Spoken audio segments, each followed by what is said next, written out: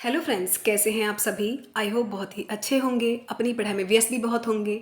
एक बार फिर से स्वागत है आप सभी का आपके अपने YouTube channel e learning with Priyal पर। डिस्कस करते हैं आज का सेशन। आज के सेशन में हम लोग डिस्कस करने वाले हैं प्रैक्टिस सेट, जिसमें कि हमने इंपॉर्टेंट क्वेश्चंस को है इंक्लूड किया है। वो इस तरह के क्वेश्चन है जो कि हमारे एग्जाम में, जैसे कि टीजीटी पीटी के एग्जाम्स हो, एलटी के एग्जाम्स हो, जीआईसी के एग्जाम्स हो, इनमें रिपीटेड ये क्वेश्चन जो है 2 से 3 बार पूछे गए हैं। तो बहुत ही ज़्यादा इंपॉर्टेंट सेशन है आज का। हर एक क्वेश्चन को हमने बहुत अच्छे से नोट करते चलना है। सबसे पहले अगर हम बात करें पहले ही क्वेश्चन की, टाइम ज़्यादा वेस्ट नहीं करना है क्योंकि बहुत सारे क्वेश्चन हैं। सबसे पहला क्वेश्चन है which one is a true fish. हमको बताना है कि इनमें से जो गिवन ऑप्शन है, इनमें से जो ट्रू फिश है वो कौन सी है। ऑप्शन गिवन है व्हेल है, कटल फिश है, सिल्वर फिश है, फिर फ्लाइंग फिश है। तो बताएं इसका करेक्ट आंसर क्या होगा। जो व्हेल है आप सभी जानते हो पिसीज के अंदर तो ये नहीं आती है। जो व्हेल है ये तो मैमल के अंदर आती है ना, ये प्लेसेंटल मैराइन मैमल्स होते हैं, तो पिसीज तो नहीं हो सकते। ये ऑप्शन भी आपका गलत हो जाएगा। नेक्स्ट अगर हम बात करते हैं कटल फिश की, तो कटल फिश तो भाई फिश कहाँ से हुई है, क्लास स्पीसीज के अंदर नहीं आती। कटल फिश आती है मॉलस्का फाइलम के अंदर। सिल्वर फिश आती है आपकी फाइलम आर्थ्रोपोडा के अंदर। सिल्वर फिश क्या है, सिल्वर फिश बेसिकली एक इंसेक्ट है, उसका नाम जो है वो फिश पड़ गया है, सिल्वर फिश पड़ गया है, लेकिन एक्चुअली वो क्या है, एक आर्थ्रोपोड है ना। आर्थ्रोपोड के अंदर फिशेज तो नहीं आती है, ठीक है। तो ये ऑप्शन भी हमारा गलत हो जाएगा। अब हम बात करते हैं फ्लाइंग फिश के बारे में। जो फ्लाइंग फिश है ये एक ट्रू फिश है, जिसको कि अनदर नेम होता है एक्सोसिटस, जो कि हमारे टीजीटी के एग्जाम्स में लास्ट ईयर हमसे पूछा भी गया था।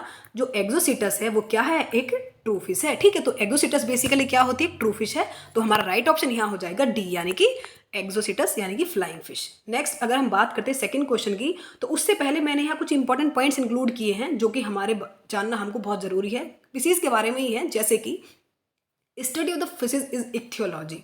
आप सभी जानते होंगे कि इक्थियोलॉजी बेसिकली क्या है, जिसके अंदर हम लोग पढ़ाई करते हैं फिशेज के बारे में, स्पीसीज के बारे में, यानी कि हम पढ़ाई करते हैं मछलियों का पालन कैसे होता है, उनका कल्चर किस तरीके का होता है, यहाँ उसी के बारे में बात की जाती है, जिसको कि हम लोग कहते हैं इक्थियोलॉजी। नेक्स्ट अगर हम बात करें जो पिसीज है, ये स्पेलिंग है गलत लिखी गई है, पिसीज यहाँ तक ठीक है। पिसीज बेसिकली एक लार्जेस्ट सुपर क्लास है वर्टिब्रेट्स का। वर्टिब्रेट्स की कई सारी क्लासेस आप सभी जानते हैं, जैसे कि मैमल्स हैं, रेप्टिलिया हैं, और क्या कहते हैं एवीज हैं। और इसमें क्या होता है कि सबसे बड़ी क्लास जितनी भी हैं वर्टिब्रेट्स की, उनमें सबसे बड़ी क्लास है नंबर ऑफ स्पीसीज के मामले वो पिसीज की है, यानी कि जो मछलियों की जो पिसीज हैं वो सबसे ज़्यादा है in compare to other classes. Next अगर हम बात करते हैं जो फिशेज हैं, इनको कौन से पीरियड के अंदर इनका ओरिजिनेशन हुआ था, ये क्वेश्चन हमसे बहुत बार पूछा गया है, तो ये भी आपको नोट करते चलना है। फिशेज बेसिकली ओरिजिनेट हुई थी ड्यूरिंग ऑर्डोविशन पीरियड। अब पीरियड तो आप बता देंगे, लेकिन एरा भी आपसे पूछे जा सकता है, तो इसलिए हमको एक एक पॉइंट को अच्छे से नोट करते चलना है, क्योंकि एग्जामिनर तो कुछ भी पूछ सकता है ना। तो फिशेस बेसिकली ऑर्डोविशन पीरियड के दौरान तो इनका ओरिजिनेशन हुआ था। अब हम बात करते हैं एरा कौन सा चल रहा था उस टाइम, तो एरा होता है जो पीलोजोइक एरा है ना, इसी के अंदर पीरियड आता है ऑर्डोविशन। तो आपको ये बात भी अच्छे से नोट करते चल रही है। तो तीनों ही पॉइंट जो मैंने आपको बताए हैं बहुत ही ज़्यादा इंपॉर्टेंट है, इनको नोट करते चलना है। नेक्स्ट अगर हम बात करें सेकंड क्वेश्चन की तरफ मूव करते हैं। सेकंड क्वेश्चन में हमसे पूछा गया है पेक्यूलरिटी यानी कि खास बात क्या है ऑफ फिश हर्ट। जो फिश का हर्ट होता है उसमें खासियत किस बात में होती है, इज दैट इट हैज़ क्या ऑल आर्टेरियल ब्लड होता है, या फिर ऑल विनस ब्लड होता है, या फिर पार्टली मतलब कुछ आर्टेरियल ब्लड है, या फिर कुछ विनस ब्लड है, या फिर नो ब्लड एट ऑल। पूछा गया है कि अब ब्लड ही नहीं होता है, तो यहाँ पे जो राइट ऑप्शन हो जाएगा हमारा, खास बात ये होती है फिश के बारे में। पहले तो मैं आपको बता दूं फिश का जो हार्ट होता है वो 2 चैम्बर्ड होता है, एक तो होता है ऑरिकल और एक होता है वेंट्रिकल। तो 2 चैम्बर्ड हार्ट ऑफ फिश का एक बात तो आपको यहाँ से पता लग जाती है। यहाँ पे जो फिश के हार्ट की खास बात है वो ये होती है कि इनका जो ब्लड होता है नहीं होता है वीनस ब्लड कहते हैं, इसको वीनस हार्ट भी कहा जाता है, बिकॉज फिश के हार्ट में वीनस ब्लड में होता क्या है, वीनस हार्ट में कि ये इम्प्योर ब्लड होता है ना, सिर्फ उसी को पंप करते हैं। तो इसलिए इनका जो ब्लड होता है वो कैसा होता है, ऑल वीनस ब्लड, ठीक है। तो यहाँ पर हमारा जो राइट ऑप्शन हो जाएगा दैट इज बी, यानी कि सिर्फ क्या करते हैं इम्प्योर ब्लड को ही पंप करते हैं, ठीक है। तो यहाँ पे मैंने पॉइंट भी नोट किया है आपके लिए, fish has only venous heart pumping impure blood only. सिर्फ ये जो इम्प्योर ब्लड होता है ना उसी को पंप करते हैं, वीनस हार्ट होता है। नेक्स्ट अगर हम बात करें नेक्स्ट क्वेश्चन नंबर 3 की तरफ अगर मूव करते तो हमसे पूछा गया है pharyngeal gill slits are found in. जो फेरेंजियल गिल स्लाइड्स हैं ये किस फिश में देखने को मिलते हैं, कटल फिश में, क्रे फिश में, ऑक्टोपस में, या फिर डॉग फिश में। तो फेरेंजियल गिल स्लाइड्स आप सभी जानते हो कि रेस्पिरेशन जो होता है फिशेस में वो गिल्स के माध्यम से ही होता है, ठीक है। गिल स्लाइड जो होते हैं अप्रॉक्सीमेटली, जो गिल स्लिट्स होते हैं ना फिशेस के अंदर, वो कितने देखे जाते हैं, 5 से 7 पेयर तक देखे जाते हैं गिल स्लिट्स। और एक बात हमेशा याद रखना, ये जो गिल स्लेट्स होते हैं ना, ये कवर भी हो सकते हैं और ये नेक्ड भी हो सकते हैं। अगर ये कवर होंगे ना तो कवर होते हैं ओपरक्यूलम के थ्रू।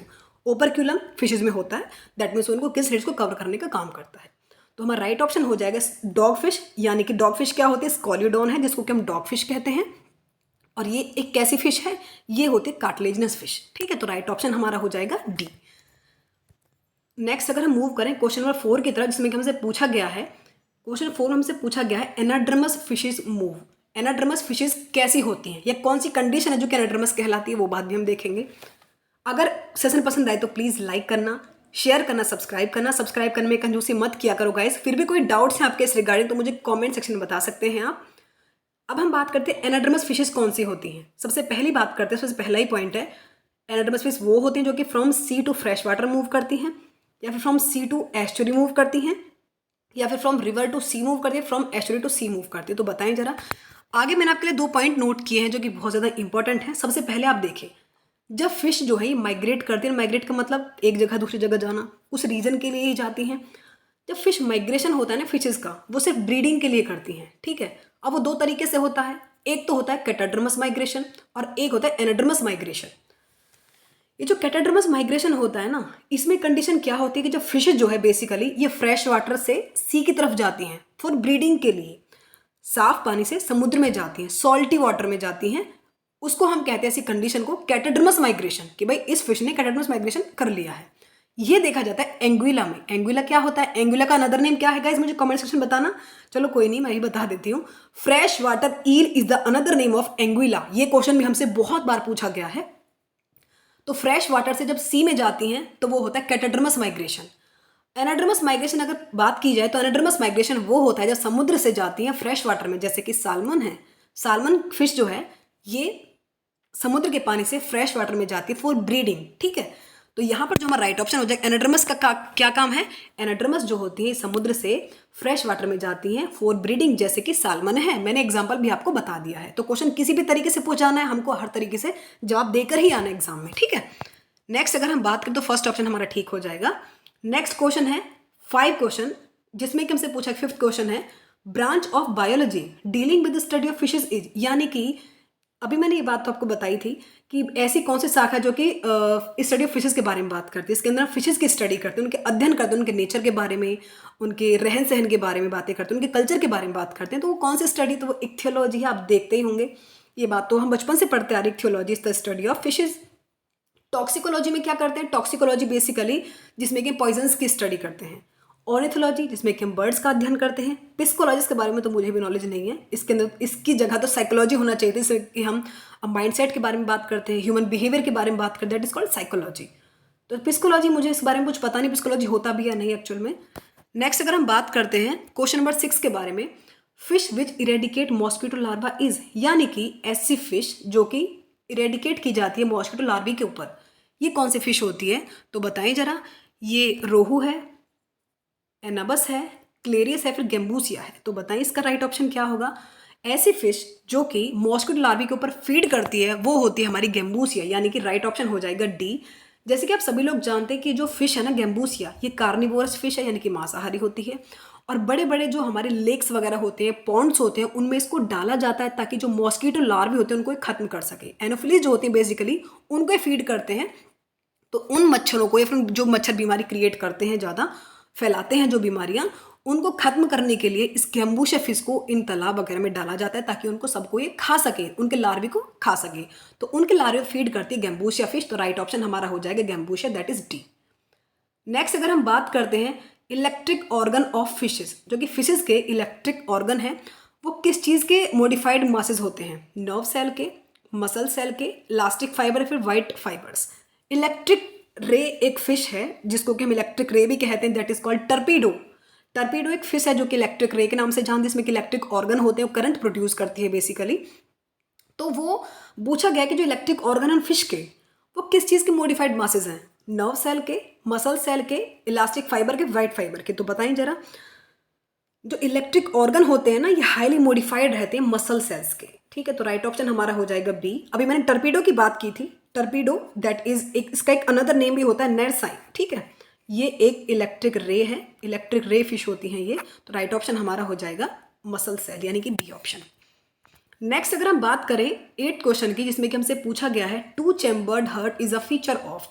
दो चैम्बर्ड हर्ट किसका फीचर है? एम्फीबियंस का है, फिशेस का है, रेप्टाइल्स का, फिर बर्ड्स का है। तो फिशेस में होता है टू चैम्बर्ड हर्ट, ये बात मैं आपको पहले भी डिस्कस करा चुकी हूँ। एक होता है ऑरिकल और एक होता है वेंट्रिकल, ठीक है। तो राइट ऑप्शन इज फिशेस यानी कि बी ऑप्शन। और मुझे कमेंट सेक्शन में बताना एम्फीबियंस में कितने हर्ट चैम्बर्ड हैं, रेप्टाइल्स में और बर्ड्स में, आंसर जरूर करना है। नेक्स्ट क्वेश्चन की तरफ मूव करते हैं। नेक्स्ट क्वेश्चन नंबर 9 जिसमें हमसे पूछा गया है एम्पुला फ्लोरेंजिनी। मोस्ट इंपॉर्टेंट क्वेश्चन है, रिपीटेड कई बार लगातार पूछा गया है। एम्पुला फ्लोरेंजिनी इन फिशेसिसा, भाई क्या है ये ऑर्गन है एम्पुला फ्लोरेंजिनी, ये किस बात का संकेत देता है? दैट मीन्स क्या है, किसके अंदर पाया जाता है? थर्मोरिसेप्टर है ये, रियो रिसेप्टर है, फोनोरिसेप्टर है, फिर फोटो रिसेप्टर है। तो एम्पुला फ्लोरेंजिनी बेसिकली प्रेजेंट होता है, शार्क जो होती है ना, शार्क फिश, दैट मीन्स उसके स्नाउट में पाया जाता है। स्नाउट में पाया जाता है एम्पुला फ्लोरेंजिनी, जो कि होता है नेचर में थर्मोरिसेप्टर, यानी कि टेम्परेचर वगैरह के रिगार्डिंग उसको सेंस कराता है। और ये होते हैं एम्पुला फ्लोरेंजिनी। शार्क कौन सी के अंदर? स्कॉलियोडॉन, जिसको कि हम लोग डॉग फिश भी कहते हैं। तो स्कॉलियोडॉन के अंदर क्या पाया जाता है? स्कॉलियोडॉन के अंदर पाया जाता है एम्पुला फ्लोरेंजिनी, जो कि क्या होता है नेचर में? थर्मोरिसेप्टर। तो हमारा राइट ऑप्शन क्या हो जाएगा? ए, ठीक है। नेक्स्ट क्वेश्चन की तरफ मूव करते हैं। इसकी पीडीएफ में थोड़ी देर में टेलीग्राम पर सेंड कर दूंगी, वहां जाकर आप देख सकते हैं। टेलीग्राम का लिंक मैं डिस्क्रिप्शन बॉक्स में डाल दूंगी, वहां जाकर आप कोई भी डाउट से पूछ सकते हैं। पीडीएफ भी वहां आपको आराम से मिल जाएंगी। नेक्स्ट क्वेश्चन नंबर 10 की तरफ हम लोग मूव करते हैं। इसमें हमसे पूछा गया है the fish famous for parental care, वो कौन सी है? तो फिश जिसके के अंदर पेरेंटल केयर देखी जाती है वो कौन सी होती है? तो क्वेश्चन हमसे पूछे गए हैं, ऑप्शन दिए गए हैं बेसिकली, गेम्बूसिया है, हिप्पोकैम्पस है, स्कॉलियोडॉन है, फिर लेबियो है। इसका राइट ऑप्शन हो जाएगा हिप्पोकैम्पस। हिप्पोकैम्पस जो मेल होते हैं ना, उसके ब्रॉड पाउच में वो एग रखते हैं ताकि उनको मतलब नरिश कर सके, इंक्यूबेट कर सके। यहाँ आप देख सकते हैं मैंने इसके बारे में लिखा भी है। हिप्पोकैम्पस, जिसको क्या अनदर नेम होता है सी हॉर्स, समुद्री घोड़ा भी इसको कहा जाता है, ये पेरेंटल केयर दिखाते हैं। इनके बेसिकली इनके मेल जो होते हैं ना, उनके बेली में एक ब्रॉड पाउच होता है जिसमें कि एग रखे जाते हैं इंक्यूबेट होने के लिए। तो राइट ऑप्शन हो जाएगा हिप्पोकैम्पस यानी कि सी हॉर्स। नेक्स्ट क्वेश्चन है, नेक्स्ट क्वेश्चन हमसे पूछा गया है Scoliodon is commonly called dog fish. Scoliodon को डॉग फिश भी कहा जाता है। अब इसका नाम डॉग फिश क्यों पड़ा, किस कैरेक्टर की वजह से पड़ा, ये हमसे पूछा गया है। गेट की वजह से, माउथ की वजह से, कार्निवोरस है इस वजह, पावर ऑफ स्पेल की वजह से। डॉग का नाम जहां आए वहां आप समझ जाते हैं कि डॉग जो होते हैं बेसिकली सेंसेस बहुत स्ट्रांग होते हैं। वही काम है स्कॉलिडॉन का। स्कॉलिडॉन के जो सेंसेस हैं काफ़ी स्ट्रांग होते हैं, वो हर चीज़ को बहुत अच्छे से मतलब स्मेल कर सकते हैं, सुन सकते हैं। तो बेसिकली स्कॉलिडॉन को डॉग फिश इसलिए कहा जाता है क्योंकि सेंसेस बहुत अच्छे हैं, that means power of smell जो होती है उसकी वजह से इनको डॉग फिश कहा जाता है। स्कॉलिडॉन आप सभी जानते हैं क्या है, कार्टिलेज फिश है, ठीक है। तो राइट ऑप्शन हो जाएगा हमारा D. Next question and again बहुत इंपॉर्टेंट है। Isinglass is type of by product of fish industry is principally used for. जो इसिंग ग्लास है ये एक बाई प्रोडक्ट है फिश इंडस्ट्री का। इसको किस चीज़ के लिए यूज़ किया जाता है? प्रोडक्शन ऑफ इंसुलिन के लिए, या फिर फीडिंग कैटल पिग, या फिर पोल्ट्री के लिए, या फिर प्रिपरेशन ऑफ पेंट्स या वार्निशेस के लिए यूज़ किया जाता है, फिर clarification of vinegar, wines and beer के लिए। इसिंग ग्लास बेसिकली होता क्या है, जिलेटिनस ऑब्जेक्ट है, यहाँ में लिखा भी है आप देख सकते हैं। इसिंग ग्लास एक जिलेटिनस प्रोडक्ट है। इसको जो फिशेस के एयर ब्लैडर होते हैं ना, वहाँ से एक्सट्रैक्ट किया जाता है। कुछ फिश में होता है, सभी में नहीं होता है। इसको यूज़ किया जाता है बेसिकली जेरीज बनाने के लिए, कुछ सीमेंट्स बनाने के लिए, वाइन्स के क्लैरिफिकेशन के लिए, बियर्स के क्लैरिफिकेशन के लिए, विनेगर के क्लैरिफिकेशन के लिए यूज़ किया जाता है इसिंग ग्लास को। तो राइट ऑप्शन हो जाएगा डी। दैट मीन्स जो इसिंग ग्लास है इसको एयर ब्लैडर जो होते हैं फिशेस के वहाँ से एक्सट्रैक्ट किया जाता है और यूज़ किया गया था, वो मैंने आपको बता दी इसके पर्पज़ क्या क्या होते हैं, ठीक है। नेक्स्ट अगर बात करते हैं क्वेश्चन नंबर 13 पर हम लोग आ चुके हैं। 13 क्वेश्चन में से पूछा गया है फ्रेश वाटर बोनी फिशेस जो होती हैं वो वाटर बैलेंस को किस तरीके से बैलेंस करती है अपनी बॉडी के अंदर? एक्सक्रीटिंग हाइपोटोनिक यूरिन, या फिर excreting salt across their gills, या बहुत ज़्यादा सॉल्ट होता है उसको निकाल देती हैं। Drinking small amount of water, कम पानी पीने की वजह से मेंटेन करते हैं, या फिर excreting waste in the form of uric acid, या फिर यूरिक एसिड की फॉर्म में बाहर निकाल देते हैं अपने मटेरियल को, मतलब वेस्ट को जो भी होता है।